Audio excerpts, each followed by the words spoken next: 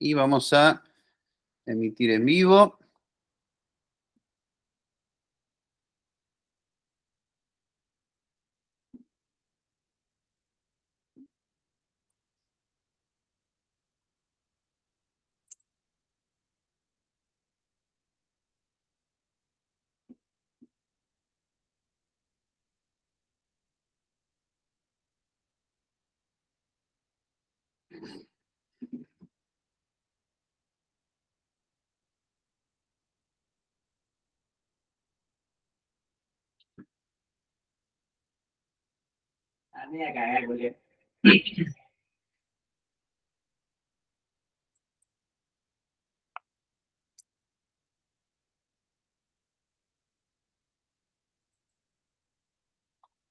Se está por emitir. Damos unos segundos.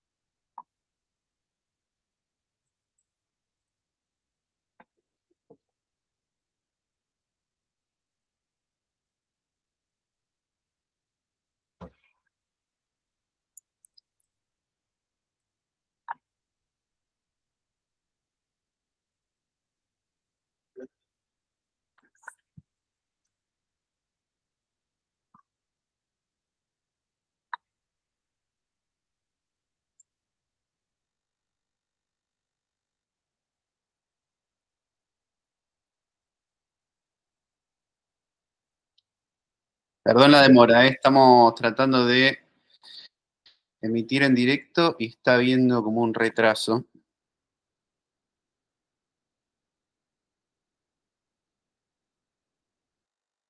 Ahí está. Bueno, estamos transmitiendo en vivo. Buenas tardes a todos. Gracias por venir, por participar. Bueno, le doy la bienvenida también al canal, donde estamos realizando un ciclo de charlas con el auspicio de la Federación Anderistas Argentinos.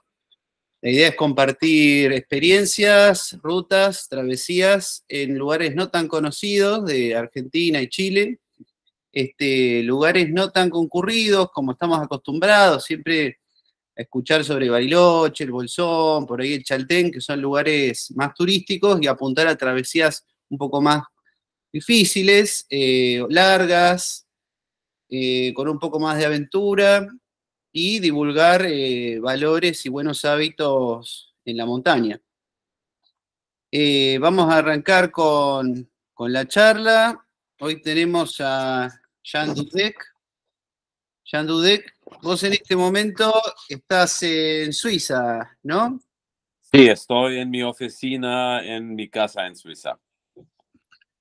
Bueno, gracias por estar acá y bueno, contanos un poco de vos, qué es de tu vida, a qué te dedicás, cómo es tu relación con la vida al aire libre. Bueno, yo soy ingeniero mecánico y trabajo en la mantención de plantas eléctricas, pero vivo una doble vida. Cuando no trabajo, paso mi tiempo libre en la Patagonia. Y desde como 2008 estoy casi todos los años, en promedio 3 meses en Chile y Argentina. Qué interesante lo de la doble vida, ¿no? Vivir un poco en los dos lugares. ¿Y a qué zonas de Chile? Vos tenés un vínculo también particular con Chile, ¿no? Sí, mi esposa es de Chile y en 2008 hicimos y los años siguientes hicimos varios viajes en vehículo desde Tierra del Fuego hasta el norte de Chile y Argentina. Y en ese viajes, incluso antes, cuando estuve mochileando por Chile y Argentina, hicimos los caminatas típicas publicadas y así conocí la Patagonia. los lugares clásicos como Torres del Paine, el Chaltén, Cerro Castillo, sí. Pero después de varios años viajando de esa forma, nos acabaron los senderos publicados.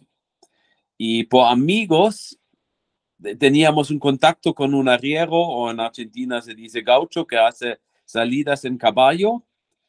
Y en 2010, 2011 hicimos varias cabalgatas en el norte de la Patagonia o un poco al sur de Santiago. Y después me di cuenta que los senderos que andamos en caballo no estaban en las mapas. Y como europeo eso me sorprendió, porque en Europa hay mapas detalladas de cualquier vínculo y allá sale cualquier sendero que existe. Y me sorprendió que hay senderos donde las mapas oficiales son blancas, no indican senderos. Y en ese tiempo se comenzó el Google Earth y así tenía acceso a fotos satelitales de alta calidad y me sorprendió que yo pude ver las huellas que andamos en caballo en las cabalgatas. Y después de varios viajes así, estuve viendo en otras zonas donde no estuvimos y me di cuenta que hay más senderos que se ven en las mapas. Y en ese tiempo... satelitales. Sí, en las fotos satelitales, sí. Se veía no todo, pero suficiente para comprender, aquí hay una conexión. Y con esa información fuimos con nuestro vehículo al final de varios valles, donde yo vi posibles rutas interesantes, tenía los fotos satelitales imprimidos y así nos aventuremos en rutas no conocidas solamente a base de fotos satelitales. Y así nació la idea del Greater Patagonia Trail. Bien, muy interesante, Jan, lo que vos contás, porque fue una iniciativa tuya de exploración, ¿no? ¿Podés contar un poco qué es el Greater Patagonian Trail o el Sendero Gran Patagonia, sería en español? Sí, en 2012-2013 hicimos unos viajes así, aventureros en algunas zonas poco conocido, y después me pregunté si los lugares donde estuvimos caminando en las rutas oficiales y esas rutas más informales, si se puede conectarlo. Era más una curiosidad, no era un plan de caminar. Y me di cuenta que con fotos satelitales puedo hacer al menos una ruta de 800 kilómetros conectando varios lugares donde estuvimos. Y después me pregunté, ¿por qué no intentarlo? Y en noviembre de 2013 ya tenía una ruta armada a base de fotos satelitales. En algunos lugares ya estuvimos, en otros lugares, o en la mayoría de los lugares, tenía solamente las fotos satelitales y otras informaciones, y simplemente intentamos hacer esa conexión y resultó. Es decir, ir conectando las huellas como un sendero de largo recorrido, un long distance hike. Exacto. Y cuando nació el GPT era una ruta de 1500 kilómetros desde en Chile es la altura de Talca. ¿Cuál es la ciudad en Argentina, Martín? A ver, lo tendría que mirar. Ahora lo pongo. Talca dijo. Sí, Mendoza, está en la altura de Mendoza. Sur de Mendoza, no, más al sur, Villa Pegüeña, por ahí me parece. Ah, bien. Sí, como 200 kilómetros al sur de Mendoza sería. Y en esa temporada fuimos hasta el Bolsón.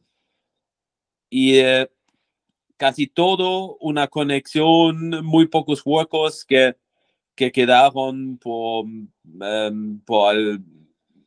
algunos motivos. No, eso sí, casi todo conectamos allá. Sí, hicimos una conexión completa. Y así nació una ruta de 1500 kilómetros.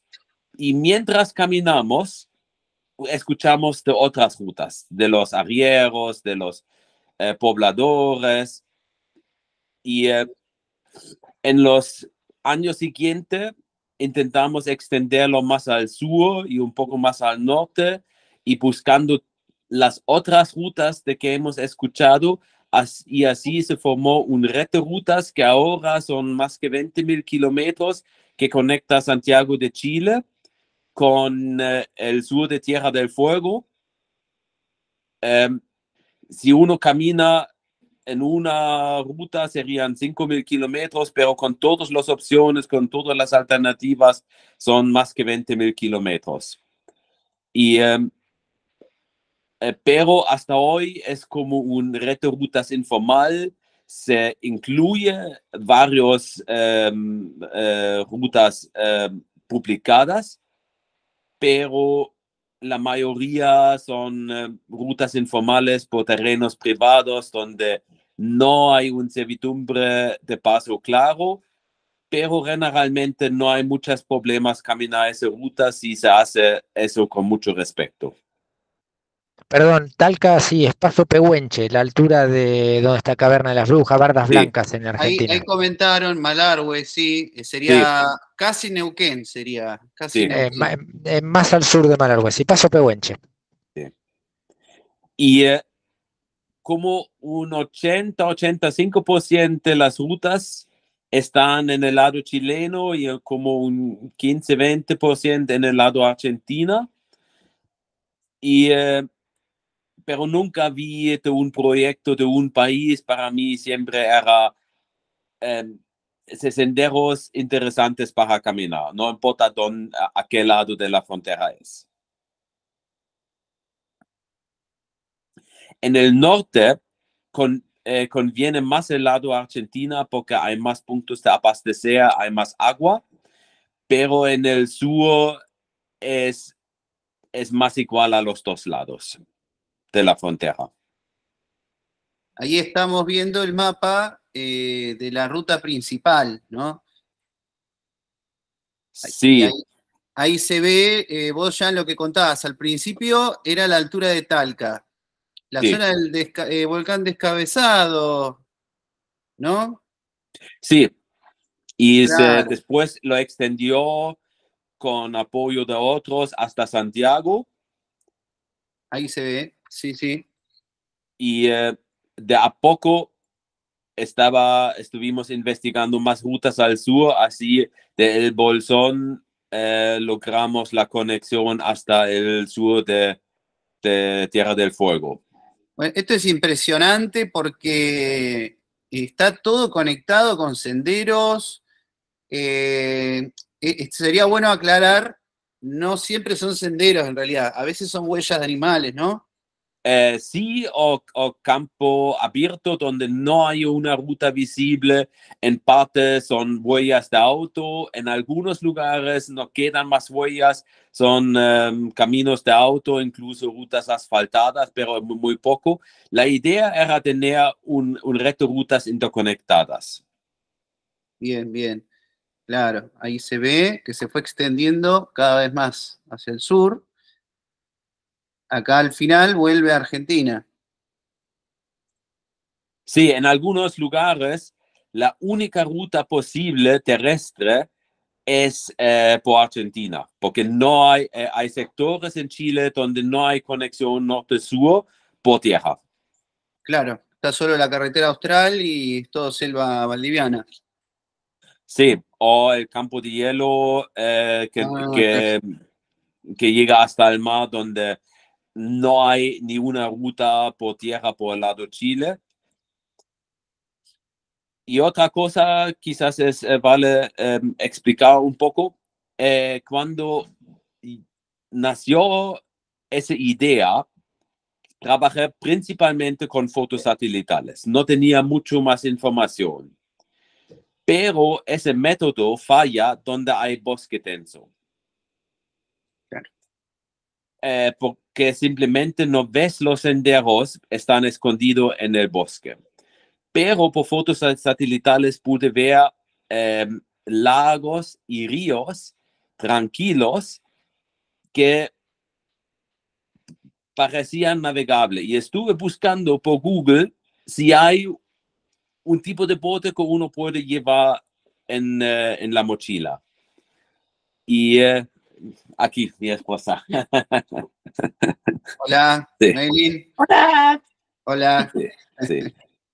Y encontré una información sobre el Packraft, que en ese tiempo no era tan conocido como hoy. Y un Packraft es un bote inflable que está diseñado para que sea liviano y ocupa poco espacio, pero que sirve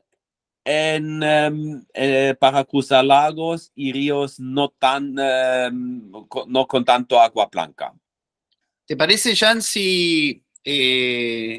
perdón, ¿querés que pasemos al Packraft o primero hacemos Sí, explicamos un poco qué es y después volvemos a los otros temas, sí. Sí, Y bien. en ese tiempo, en algunos lugares la única conexión que vi era por algunos lagos y ríos, y por eso compramos ese equipo, y eso es más importante en el sur, donde hay más agua y una vegetación más densa. Y allá por la primera vez utilizamos el Packraft. Era una tontería de nosotros hacerlo sin una buena capacitación, teníamos suerte, pero no lo recomiendo. Hoy, con la experiencia que tengo ahora, uno debería tener algo más de experiencia y enseñanza para comenzar con el Packraft, pero en ese momento era la conexión que veía. Pero hablando con la gente en esa zona, aprendimos de otras rutas y al final logró armar una ruta para caminantes que no necesita el Packraft. Muy interesante porque en el GPT está la opción de hacer la ruta caminando o en combinación con Packrafting. Exacto. Bien, no es necesario hacerla con el Packraft. Y el Packraft no es una ventaja para llegar más rápido o para... Es simplemente te abre otras rutas, pero es un peso bastante alto. Ahora utilizamos un Packraft que está apto para lugares más abiertos, con más viento, con más oleaje, pero la mochila, a veces cuando salimos con comida para 10 días, 2 semanas, tengo una mochila de 35 kilos. Claro, claro. Sí, sí. Bueno, vas, digamos, planificando la ruta para aprovechar todo el agua que sea posible. Exacto. Si vas con el Packraft, más con un Packraft tan pesado, tienes que evitar caminar mucha distancia. Armas una ruta que consiste principalmente de rutas en agua, pero la ventaja es, puedes desarmar el bote, puedes caminar, puedes hacer las travesías que no son posibles con ningún otro bote. El Packraft es el peor bote que hay, pero el único bote que puedes llevar en la mochila. Bien, buen dato. Es, claro, es más inestable que un bote sólido, un bote de madera, ¿no? Es más lento, está más estable que un kayak, pero si tienes viento en contra, te frena. Claro. Sí. Y más en la Patagonia, en el sur, hay mucho viento y uno tiene que tener mucha paciencia para esperar los momentos cuando está calma. Eh, Se necesita un plan B, un plan C, si no resulta así. para comenzar, para conocer esa red de rutas, conviene más comenzando a caminar. Bien, el GPT, antes de largarse con un packraft, empezar caminando, ¿no? Ahí Sí. se ve la ruta, esta ruta que armaste, que sale de Cholila, ¿no? Sí, de Cholila por el Parque Los Alerces, sí. Eso es un buen lugar y allá se ve las dos opciones. Hay una conexión de lagos y ríos muy atractivo para packraft, pero por allá es también la huella andina con rutas para caminar. Y la idea de esa red de rutas no es como no es como un sendero. No es el CPT o el sendero Gran Patagonia, no es para llegar y caminar. Uno tiene que invertir primero un montón de tiempo en prepararse, en armarse una ruta, en comprender las opciones, y durante caminar se puede variar la ruta, depende de las condiciones, y eso quizás es una diferencia importante con otras rutas. Es un red informal y uno tiene que tomar muchas decisiones antes y durante caminarlo. Bien, muy importante lo que decís, porque hay gente que se ha mandado a hacer el GPT y se volvieron. O sea, han venido de Europa, de Estados Unidos, o gente de mismo Chile, Argentina, y se volvieron porque pensaron de que iba a haber un sendero bien establecido, y no, hay que planificar, es decir, no está toda la información tan accesible, digamos, no está todo tan preparado. Y quizás una diferencia muy importante que uno tiene que tener en mente, porque es una ruta inoficial, no hay marcas. La Bien, mayoría de las rutas son senderos o huellas que la gente del lugar se hace para mover animales, para llegar a sus campos, o en algunas partes sube sobre el bosque, cruza montañas para conectar con senderos al otro lado. Así, un desafío importante es la navegación. Y allá es esencial tener un GPS, bien, porque muy es la importante. única forma como ver las rutas. No se ve en el lugar, no hay marcas. Y porque se usa mucho con animales o donde se mueven animales, a menudo hay varias huellas de animales y sin GPS sería muy difícil encontrar y seguir la ruta correcta.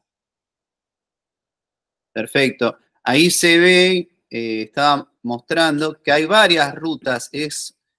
¿Cómo es esto de que es una red que vos explicabas?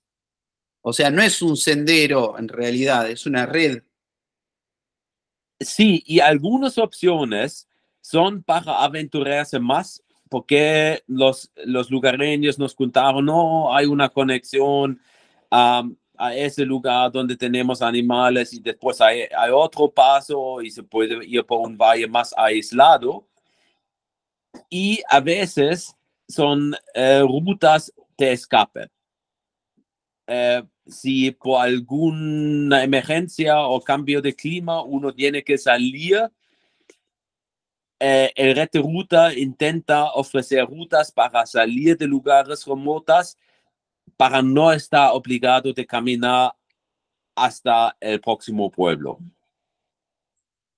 Bien, claro. Es muy importante tener la posibilidad esta de tener rutas de evacuación, porque esto vos lo describís en el manual. eh, Sería importante mencionar que escribiste un libro sobre este tema. Sí, como 1.300 páginas en ese momento, pero ese libro digital está por ahora solo en inglés, que no me gusta, pero es el idioma que me cuesta menos escribir. Sí, lógico, aparte es el más internacional, ¿no? Sí, Sí, sí. Está bueno mencionar que las rutas alternativas también permiten sortear obstáculos. Eh, por ejemplo, un río muy crecido. sí, sí. O un volcán con más actividad. Intento de tener opciones para evitar lugares o obstáculos. Y todo ese red está dividido en secciones. Y la característica de una sección es que comienza típicamente en un pueblo o un punto de abastecer o al menos en un punto donde hay transporte público y se conecta con otro pueblo o otro punto con transporte público. Y una sección es como un tramo donde uno tiene que estar autosuficiente y la distancia son típicamente entre 2, 3 días hasta 10 días, 2 semanas. Eh, y eso quizás también es una diferencia con muchas otras rutas que uno tiene que estar preparado de estar bastante días llevando todas sus cosas y estar completamente autosuficiente. Hay pobladores a veces o hay arrieros y a veces se puede conseguir comida, pero no es que uno puede planear con eso. Bien, es decir que vamos a tener puntos de abastecimiento al principio y al final de cada sección. O al menos un camino donde hay transporte público. Y uno puede ir en un día a una ciudad o a un pueblo, descansar, comprar, volver. Bien, bien. Perfecto. Bueno, clarísimo. Acá se ve una foto. Sí, Esto sería la Araucanía, ¿no? sí, Sí, la Araucanía. sí. Esto sería la altura para que nos demos una idea en Argentina, la altura es en Neuquén, un poquito más arriba que Villa Pegüeña. Sí. Y por su lago, porque ese red de rutas es tan largo, se pasa por zonas muy diferentes.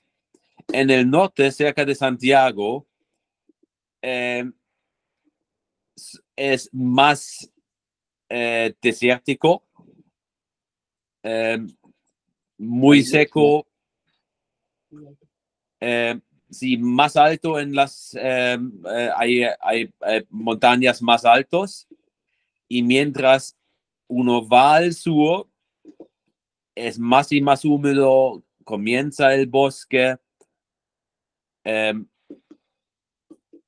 eh, hay muchos volcanes, más en el norte, en el sur no tanto y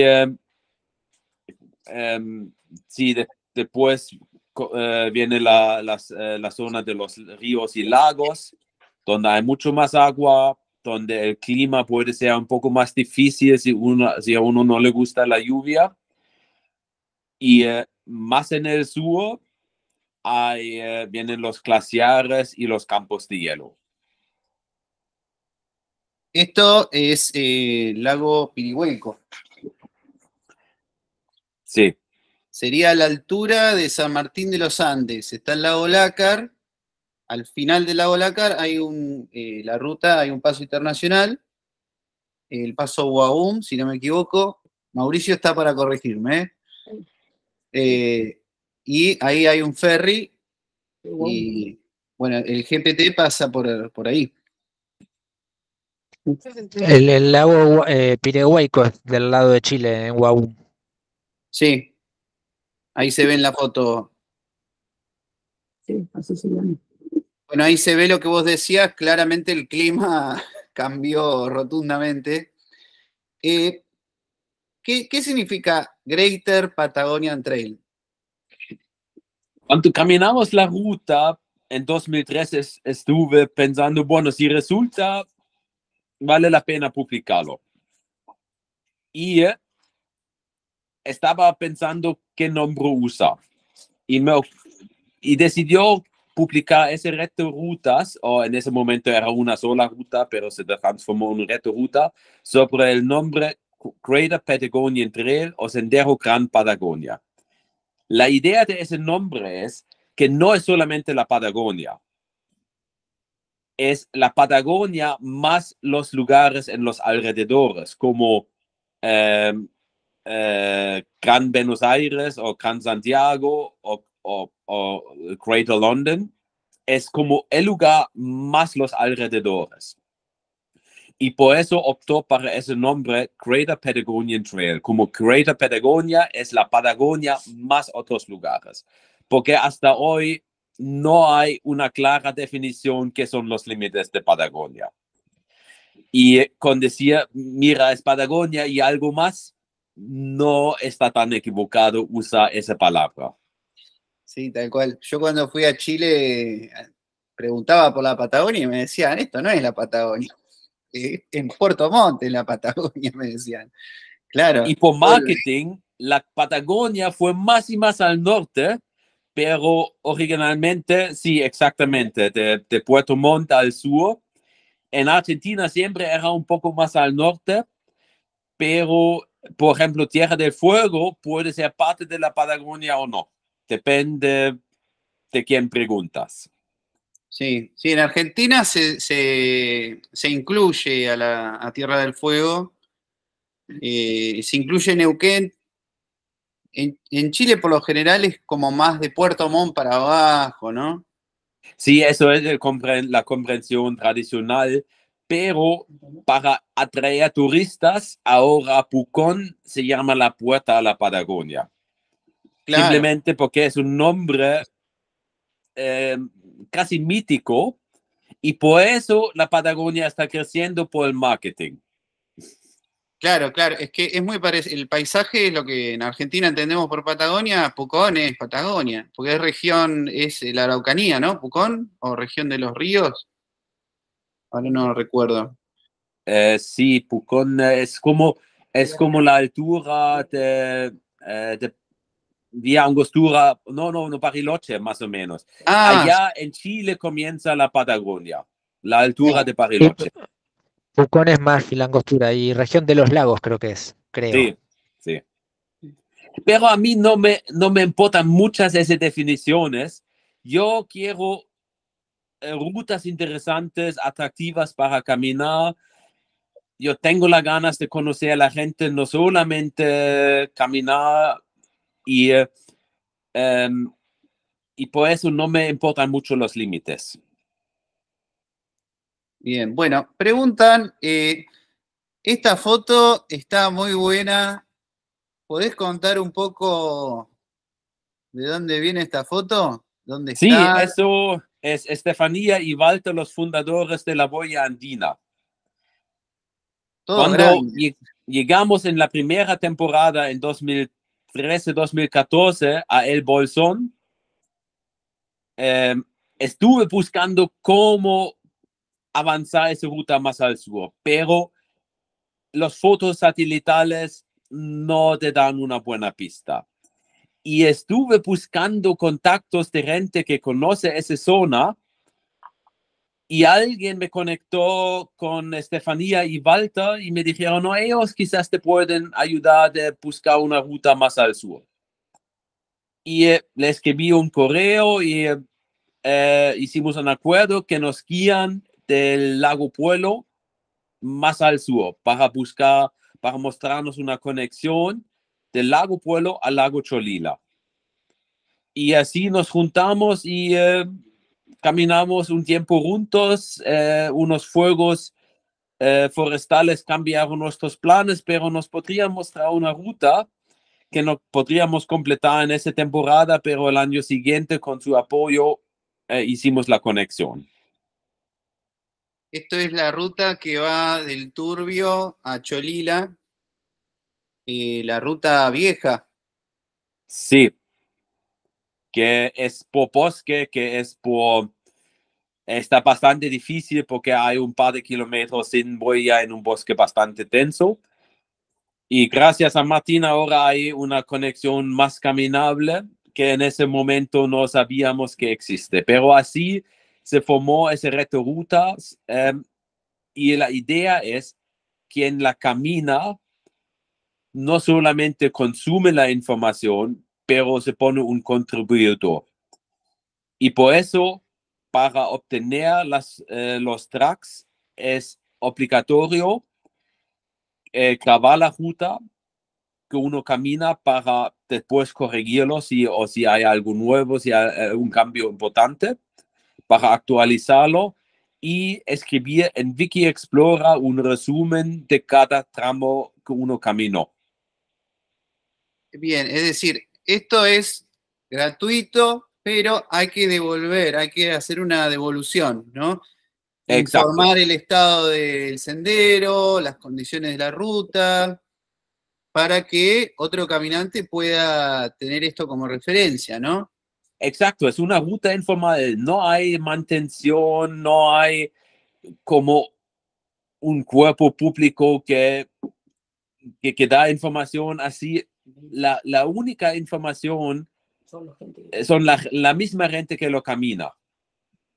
Y algunos tramos caminamos nosotros en 2013 y nunca volvimos. Así es muy complicado para nosotros comprender cómo está el estado ahora. Por eso es obligatorio hacer ese resúmenes para saber cómo está el estado de la ruta.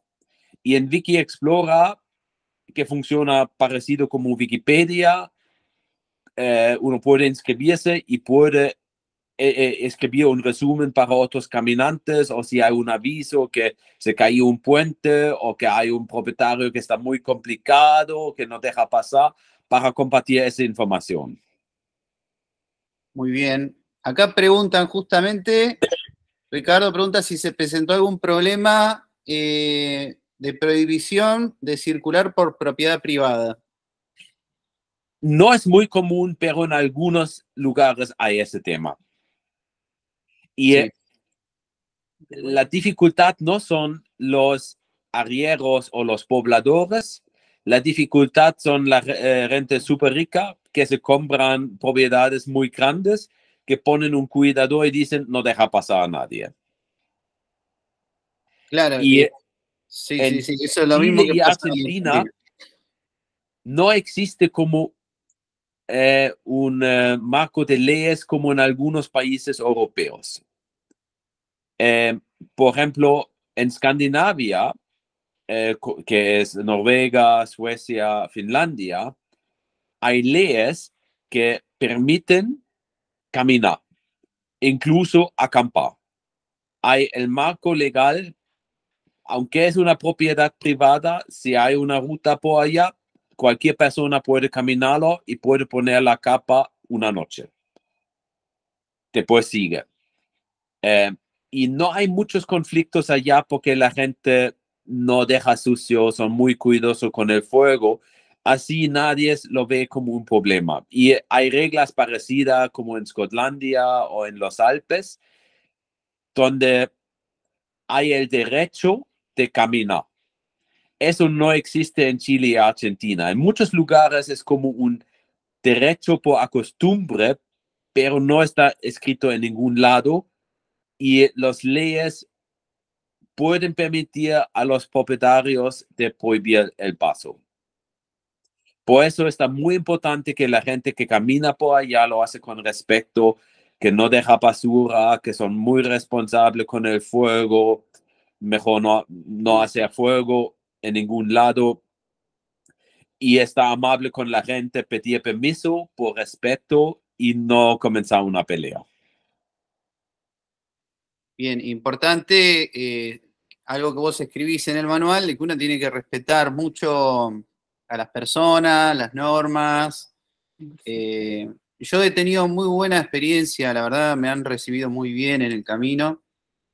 No he tenido problemas con propietarios porque, bueno, me crucé gente muy amable, la verdad muy hospitalaria. Incluso hasta me han invitado a pasar a la casa, a comer. Pero bueno, es como vos decís, hay veces que podés tener mala suerte. Sí, uno tiene que estar muy consciente que uno no tiene el derecho de estar allá y tener esa actitud de un huésped. Y eso facilita mucho y es importante para no romper la relación entre los pocos caminantes y los lugareños. Ahí menciona Mauricio la ley de fomento al montañismo. En Argentina se aprobó una ley que de a poco se está implementando en las provincias y los municipios. Está en desarrollo la implementación, pero de a poco se están empezando a hacer públicos los senderos. En Argentina. En Chile hay proyectos parecidos, pero todavía no lograron su objetivo. Y mi idea con publicar esa ruta es que la gente en la ruta comprende que ese tipo de turismo no es un peligro, pero una oportunidad. Lo veo algunos paralelas o cosas parecidas con los Alpes. Hace como 100, 200 años la gente subía con sus animales en los Alpes por los pastos. Y hace como 200 años se comenzó de a poco el turismo. Y hoy la riqueza de los Alpes o el ingreso principal de esa región no son más las vacas, no es más la leche, pero es el turismo. Los animales es más un adorno. Y mi idea con publicar esa ruta es apoyar esa transformación, que la gente de a poco aprenda el turismo no es un peligro para nosotros, pero una oportunidad. Pero eso requiere que la gente se comporta con mucho respeto, que se tome el tiempo de explicar y hacerse parte de ese proyecto de formar esa red de rutas que no es un peligro, pero una oportunidad para los paisanos. Sí, tal cual, tal cual. Bueno, en el proyecto de Huella Andina se hace hincapié en el desarrollo económico regional, porque al poblador se le da la posibilidad de ofrecer algún servicio, alguno ofrece alojamiento, comidas. Es una forma de desarrollo económico también. Bueno, y estamos. Hasta acá lo que estuvimos pasando las fotos es la ruta principal, pero ahora en los últimos años se extendió aún más. Sí, el parte más atractivo para caminar es probablemente de Santiago a El Chaltén. Si uno sigue de allá más al sur, hay tramos largos donde no hay senderos. De El Chaltén al sur por tierra, la única forma es caminar por ripio, con algunos senderos interesantes, pero muy demandantes.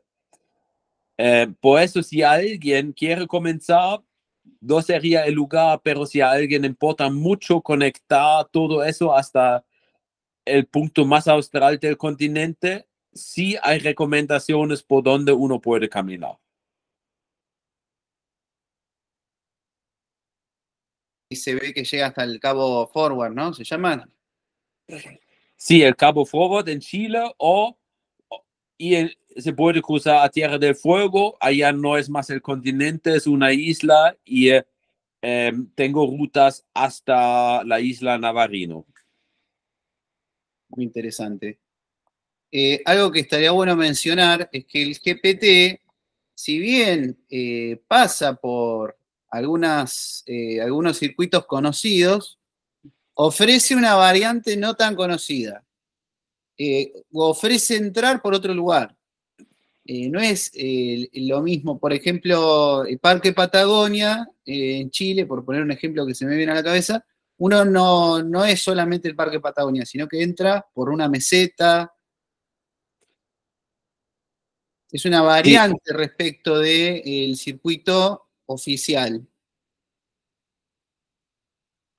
Si el GPT incluye o aprovecha esos senderos que existen, pero intenta de ofrecer otras rutas y otras opciones y con la idea de conectarlo.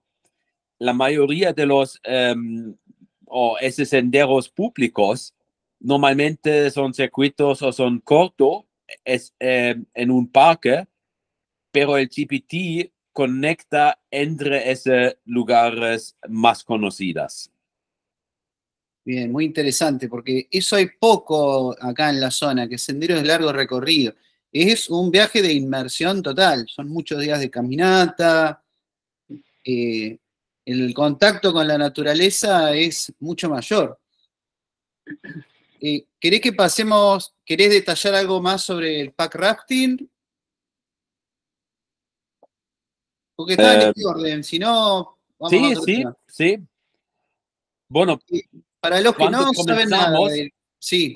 No éramos muy expertos, pero aprendimos algunas cosas importantes. En la Patagonia no se necesita solamente el packraft y el remo, pero algo muy esencial es el traje seco.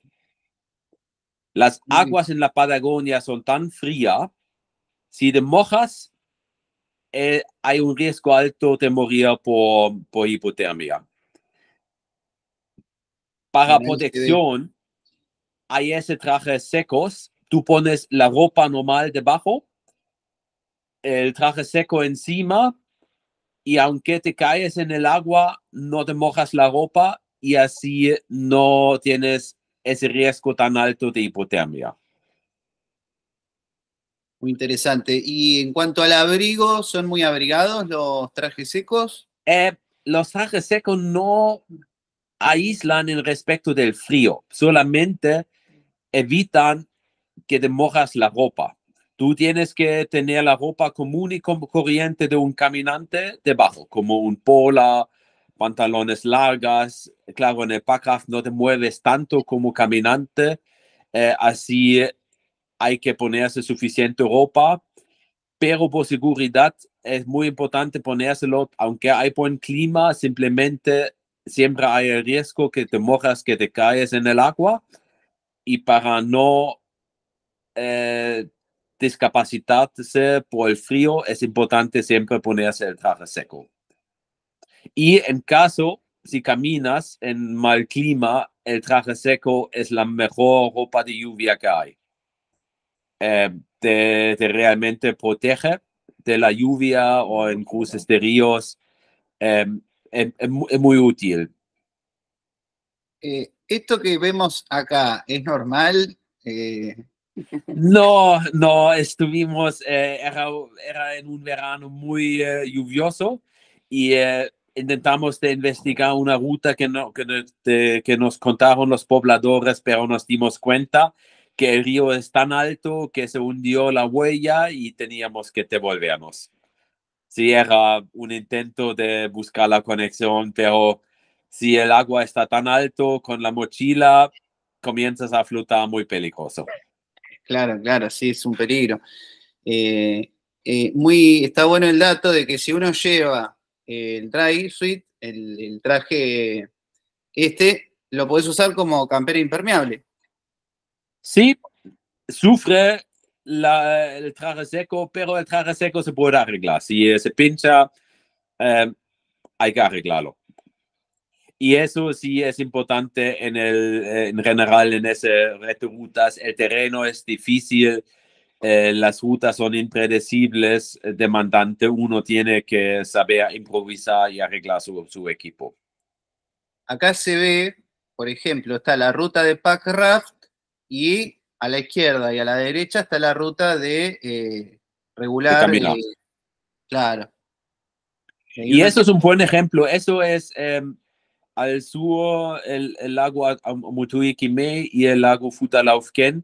Y allá hay rutas donde tengo muy poca información y esa ruta distingue entre como rutas verificadas y rutas para explorar. Y hay muchas opciones en esa ruta donde tenía muy poca información, se debería tener algo, pero no sé cómo está el estado actual, por eso agrego rutas de exploración y allá hay una alta probabilidad, si uno lo intenta, que no puede pasar. Eso nos pasó varias veces. Vimos, por ejemplo, en fotos satelitales casas en un campo muy aislado y pensamos, bueno, si hay casas, tiene que tener un sendero. Y llegamos y hablamos con la gente o no encontramos el sendero, después vimos una persona y nos contó, no, eso hace como 5 años, no pasa nada, nadie por esa ruta y se cerró con monte.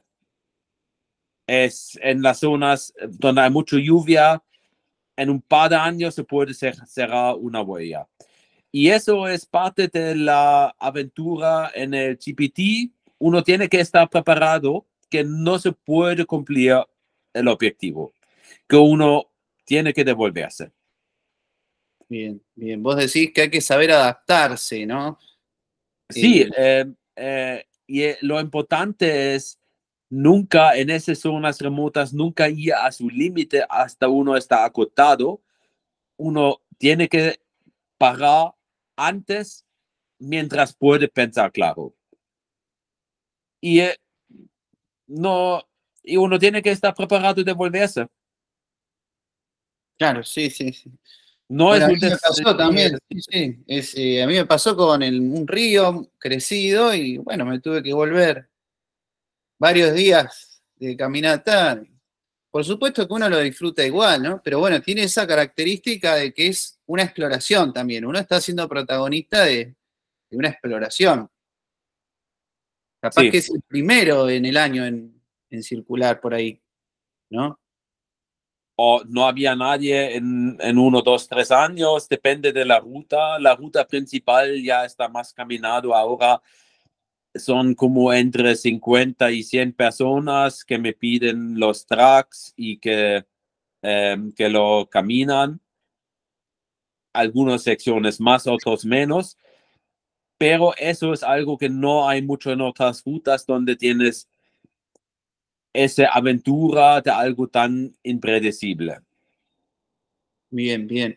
Eso está bueno, le agrega un atractivo.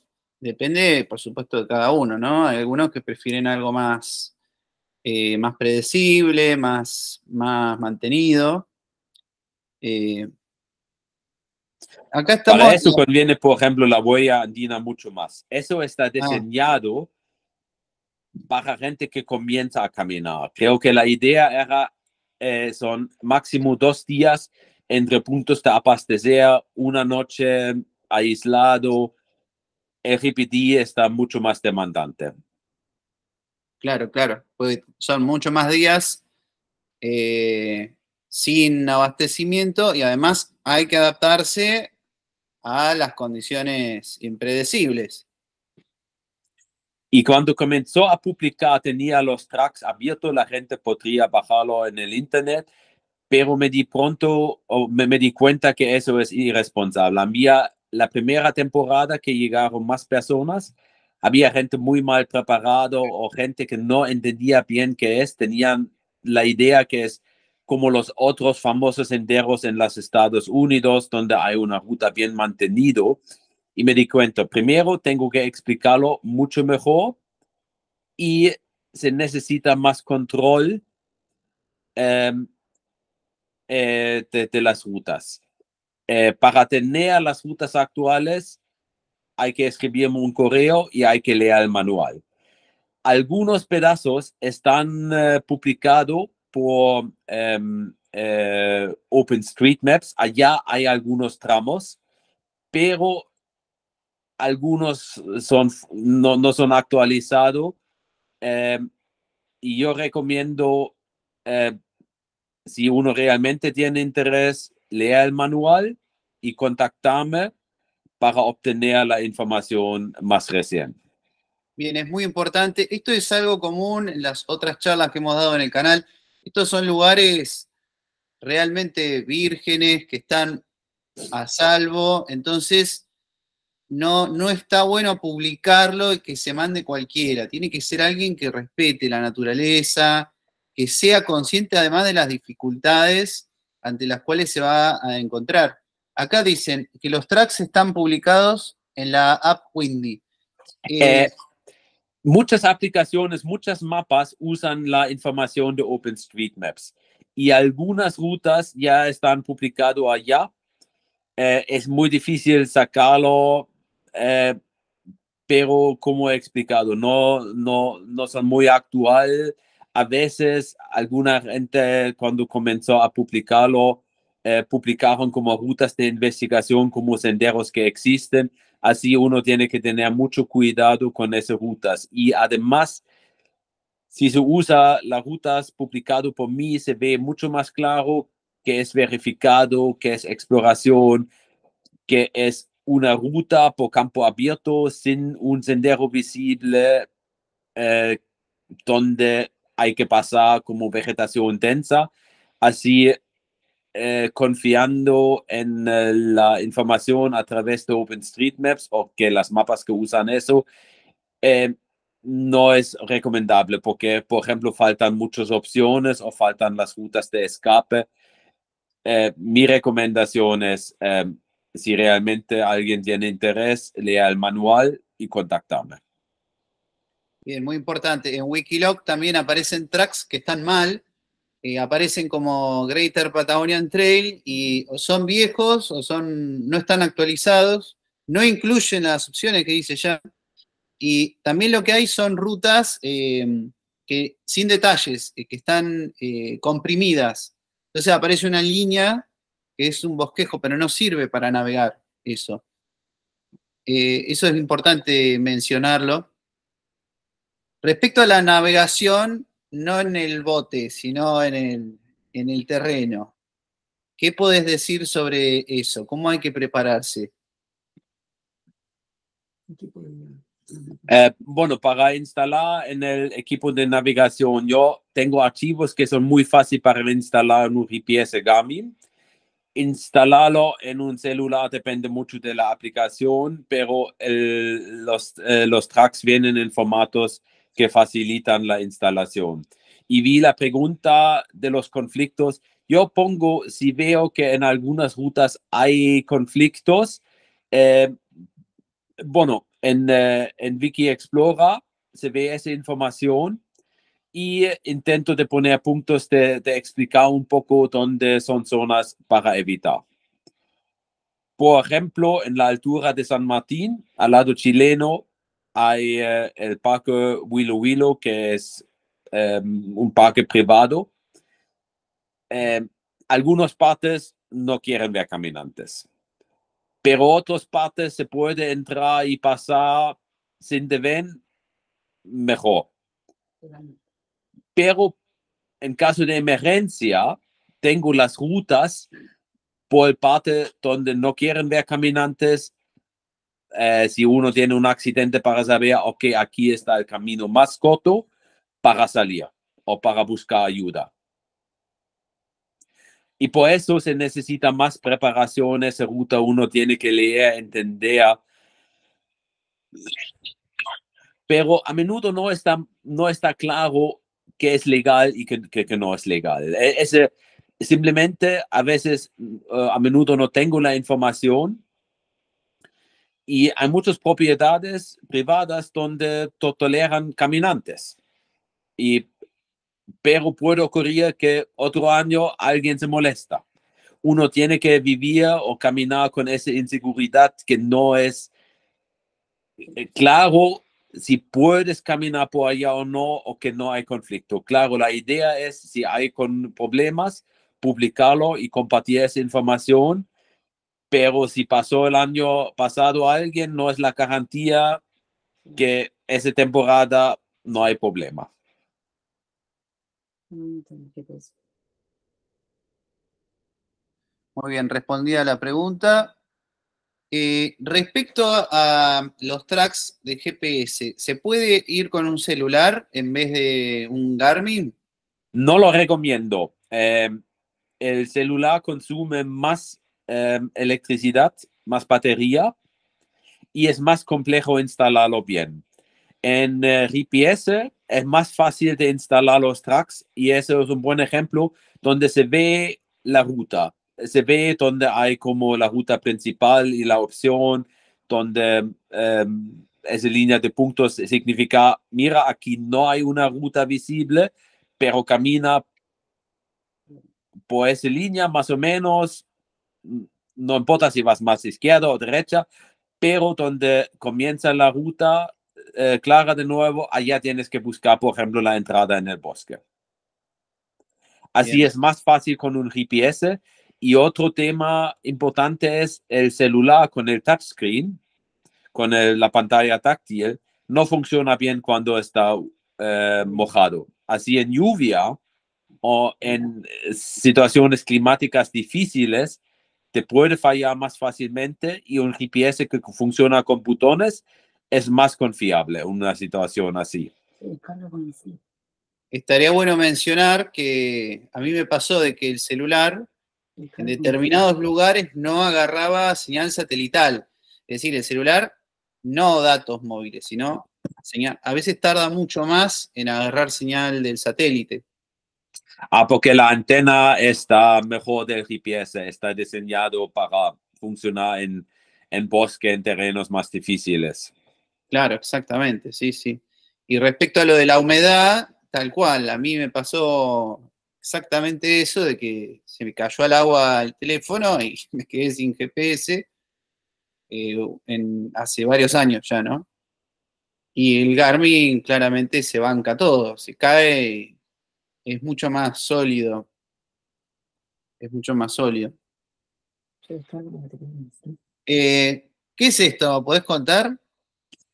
Sí, eso, cuando estuvimos, cuando nos aventuramos más con el packraft en los fiordos, allá la dificultad es, si comienza el viento, a veces tienes que salir muy rápido, pero en ese bosque a menudo no hay un lugar plano y abierto para poner una capa. Es muy denso la vegetación. Así tenía la idea de diseñar un piso que se puede instalar entre árboles para tener una capa colgante. Y lo utilizamos una temporada, pero por suerte no era muy necesario escaparse. Así lo probamos, funcionó, pero ahora aprendimos mejor dónde buscar lugares para una capa en un bosque valdiviano. Y allá siempre llevamos machete para hacer un hueco. En esta, claro, esto ya sería exploración, no es la Sí. ruta. Bien, está bueno diferenciar, no es la ruta principal así. No, Es no. decir, uno puede elegir hacer una ruta más fácil, que no sea la más compleja también, ¿no? Hay distintos niveles de dificultad a la hora de armar un recorrido en el GPT. Sí, sí, hay rutas donde hay mucho más información, más complejo, y en el manual está evaluado el grado de la dificultad o el atractivo, así uno puede orientarse con esa información para armar su propia ruta. Bien, muy interesante. Ahí está detallada cada sección. Por eso es importante no manejarse con los tracks que hay en internet, porque además no van a tener las opciones para evacuar, no van a tener las alternativas. Ahí en la montaña puede haber una nevada, en Chile hay mucho volcán en erupción, puede haber un volcán en erupción, eso significa que hay que cambiar la ruta. Esto parece insólito, pero ocurre con frecuencia. En cuanto a la logística, Jean, vos habías comentado un poco cómo nos abastecíamos en el camino.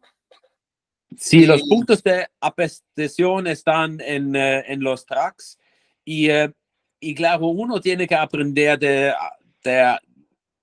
preparar sus comidas con las cosas que hay. A veces son tiendas muy pequeñas, a veces se puede comprar algo de comida de los pobladores, por ejemplo, carne o harina para hacerse pan, a veces se puede comprarse pan. Eh, se puede comprar huevo de los pobladores, a veces se puede conseguir una lechuga y claro, para abastecer a más uno tiene que ir a las tiendas que hay en la ruta o tomar un bus para una ciudad para ir a un supermercado. En algunas zonas, en la Araucanía, incluso uno puede coleccionar los piñones. A ver, acá sale, ahí está. Sí. Y cocinarse piñones así Sí, depende de la sección, por eso es importante prepararse y informarse bien para tener una idea o muy claro dónde hay puntos de abastecer, y que a veces hacemos es llevar lo más posible para caminar varias secciones en un tramo para evitar de tomar un bus, porque eso te puede costar 2, 3 días ir, comprar, volver. Así, si se puede aprovechar, sacar algo de comida del paisaje o comprar comida de los pobladores, lo hacemos con gusto. Bien, acá se ve la comida en comparación con la Argentina, hay muchas semejanzas, ¿no? En la comida del sur de Chile. Sí, es la misma cultura. Se toma mucho mate, la torta frita o la sopaipilla, muy común. La gente canea, hay carne de chivo o de oveja. Se come mucho cordero, capón, ¿no? Sí, Esa es, y ahí estás haciendo, arriba está frita la torta, y sí, abajo, es una torta de rescoldo. Allá los arrieros no tienen un horno para hacer pan, pero lo que hacen en sus fogones, se acumula mucha ceniza, y después, y cuando había un fuego bien caliente, se calienta la ceniza y ponen la masa directamente en la ceniza y lo hornean en la ceniza, y se llama tortilla de rescoldo. qué rico. La verdad que está buena para probar, ¿no? Sí,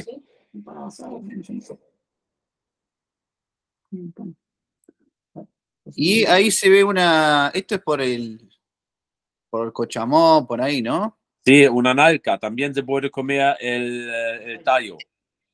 Ah, interesante, muy interesante.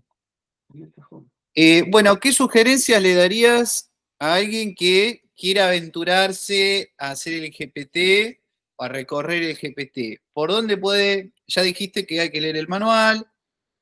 ¿Tenés alguna recomendación? Como una persona que dice, bueno, este verano quiero conocer el GPT. ¿Qué le recomendás? Para comenzar, probablemente la zona entre la sección 6 a 22, o, o hasta sí, 26, son buenas zonas para comenzar. Allá hay senderos más marcados, hay menos conflictos, y claro, hay que leer el manual, eh, y escribirme para conseguir los tracks. Y se puede armar una ruta a partir de como 3 semanas hasta toda la temporada. Bien, a ver, ahí están preguntando. Habilitamos si quieren hacer preguntas. Si a ¿Qué la zona, zonas? eso es como la altura de Malagüe hasta el Bolsón o hasta Carrenlefou, Esquel, más o menos ese sector. Eso es mejor para comenzar. Ahí tenés todo lo que es Cochamó, Lago Vidal Gormaz, Paso Puelo. Se puede conectar con Cholila, el Turbio, Cholila, los Alerces.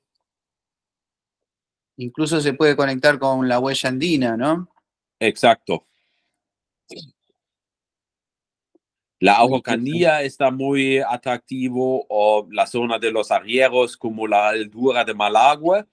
Allá en el lado chileno hay más agua, no es tan seco, así es más amigable para caminantes, pero igual uno está muy expuesto al sol, al calor. Eh, las zonas volcánicas son muy atractivas. Un buen punto para comenzar para un argentino es eh, tomar el bus de Bariloche a Osorno y salía cerca del volcán Puyehue y comenzar por allá.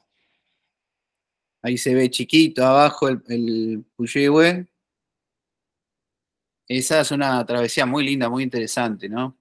Sí, Para empezar está bárbara. Acá, por ejemplo, se ve claramente que hay un sendero bien marcado, pero el GPT lo que hace es ir más allá, es ir conectando los pasos y explorar todo ese valle de cenizas que hay ahí arriba, ¿no? Sí. O de Aluminé cruza a Chile y de allá camina hacia el norte o al sur. Es una buena opción. Ahí se ve a la altura de Temuco. Sí. Sí, Uno sí. tiene que tener mucho cuidado cuando uno cruce de Argentina a Chile. Son muy estrictos con cualquier producto fresco. Así se puede llevarse la comida, pero nada, ningún salami, ninguna fruta, ningún ajo, pero todo que está procesado no hay problema. Jan, nosotros que estamos más cerca en Argentina, que nos resulta más fácil cruzar a Chile, se puede decir, bueno, voy a caminar 15 días el GPT. ¿Es viable o no es suficiente el tiempo? Creo que sí. Por ejemplo, uno puede ir al Bolsón, cruzar allá por el lago Puelo. Allá hay controles fronterizos que son solamente aptos para caminantes.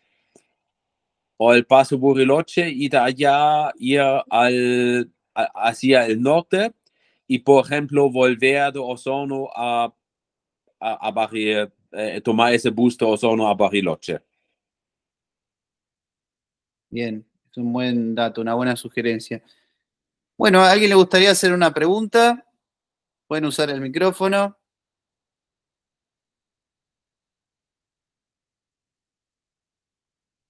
Bueno, Otra buena opción es para una ruta para 2 semanas de El Chaltén ir al norte. Allá hay un control para entrar a Chile y hay rutas interesantes por el lago San Martín o lago Higgins, como se llama en Chile. También es una buena opción. El manual se encuentra Martín puede mandar el enlace o si una va a la página de Wiki Explorer, si uno busca Greater Patagonian Trail o Sendero Gran Patagonia, en Google va a encontrar la página de Wiki Explorer y allá son los enlaces para el manual. bien, eso habían puesto donde leer el manual. Está bueno que el manual está hecho en un formato que es fácil de leer con el celular. Sí, está diseñado para uno poder llevarlo en la caminata y leerlo en el celular. Por eso el formato típico de un celular. Bien, eso es muy práctico. Bueno, ¿alguien quiere preguntar algo? Anímense. ¿Cómo podemos contactarnos con Jan? Lea el manual. Allá se encuentra la dirección, pero hay que leer primero. Bien, respondido. Algo que vos decís que es que es un poco duro, pero si no sos capaz de leer el manual, no sos capaz de hacer el GPT. Sí. Si uno no tiene la paciencia de leerlo, probablemente no tiene la paciencia de prepararse bien. Y aunque comparte los tracks, se necesita una clave para abrirlo. Y la clave se encuentra escondido en varias partes esenciales en el manual. Así, sin leerlo, ni se puede abrir los tracks. Bien, sí o sí lo tienen que leer. Bueno, ahí dice lo de, preguntan de nuevo dónde encontramos el manual.